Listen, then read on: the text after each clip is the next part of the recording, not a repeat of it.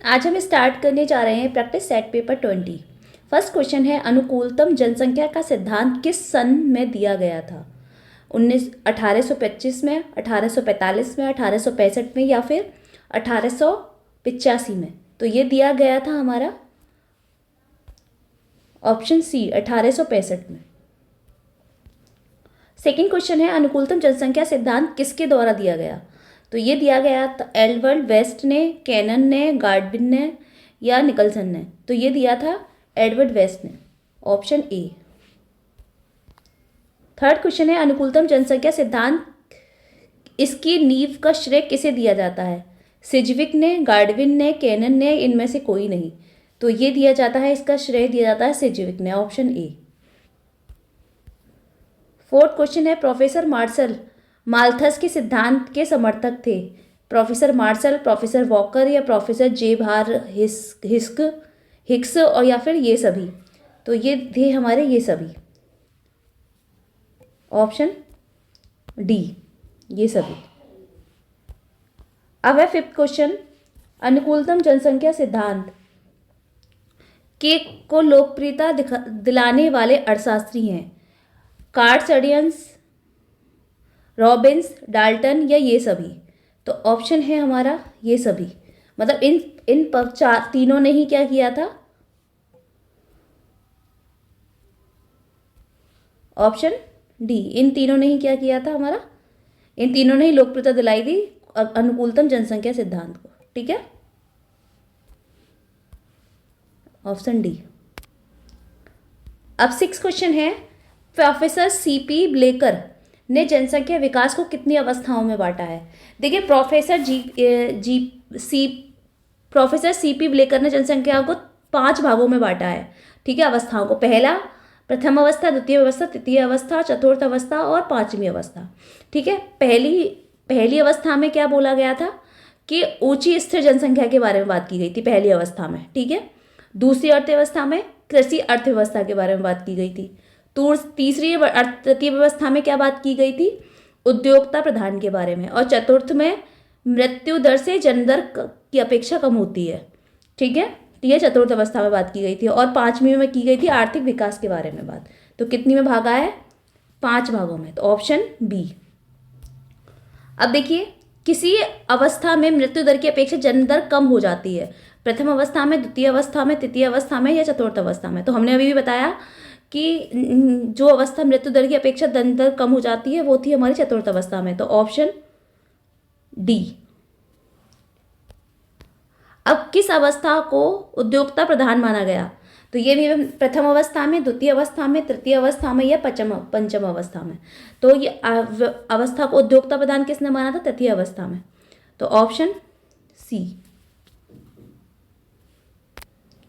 अब बोल रहे हैं ऊंची स्थिर जनसंख्या किस अवस्था में होती है? प्रथम अवस्था में, द्वितीय अवस्था में, तृतीय अवस्था में या चतुर्थ अवस्था में? तो हमने बताया अभी कि क्या होती है ऊंची स्थिर जनसंख्या? प्रथम अवस्था में, तो ऑप्शन ए। अब बोल रहे हैं 10 क्वेश्चन है, जनसंख्या का जीव शास्त्रीय सिद्धांत किसके द्वारा दिया गया था?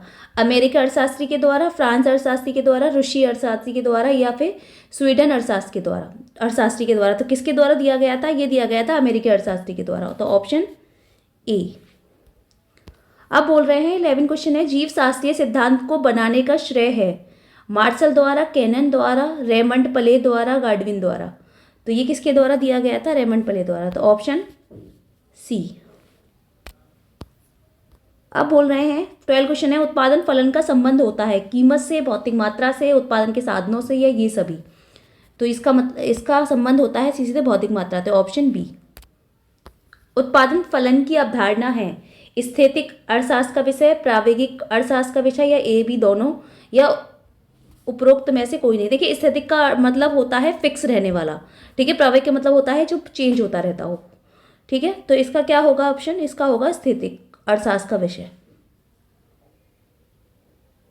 Option A.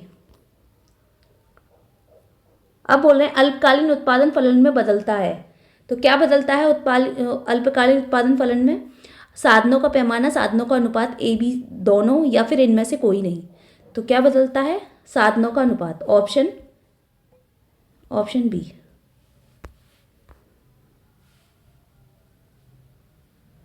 ठीक है। 15 क्वेश्चन है, दीर्घकालीन उत्पादन फलन का संबंध है परिवर्तनशील अनुपातों के नियम से, उत्पत्ति ह्रास नियम से, पैमाने के प्रतिफल से, या उपयुक्त सभी। तो ऑप्शन क्या होगा इसका? पैमाने के प्रतिफल से, ऑप्शन सी।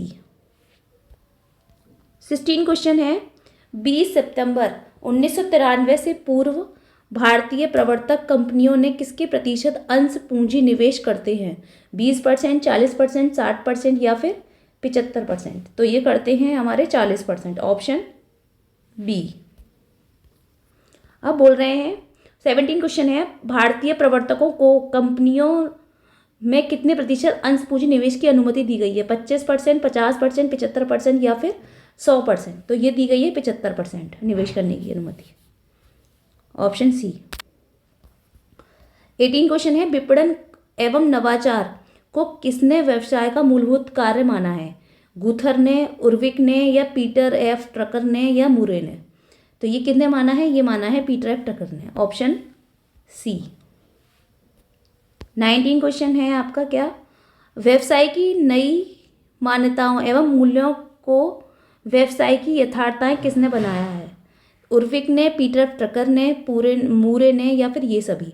तो ऑप्शन क्या है इसका? पीटर एफ ट्रकर ने, ऑप्शन बी। किस देश में सीमित साझेदारी को कानूनी अनुमति प्राप्त नहीं है? यूएसए, जापान, टोक्यो या इटली? तो इसका ऑप्शन है आपका क्या? यूएसए। ठीक है, आज की क्लास हम यहीं पे ख़त्म करते हैं, कल फिर मिलेंगे हम नेक्स्ट क्लास में।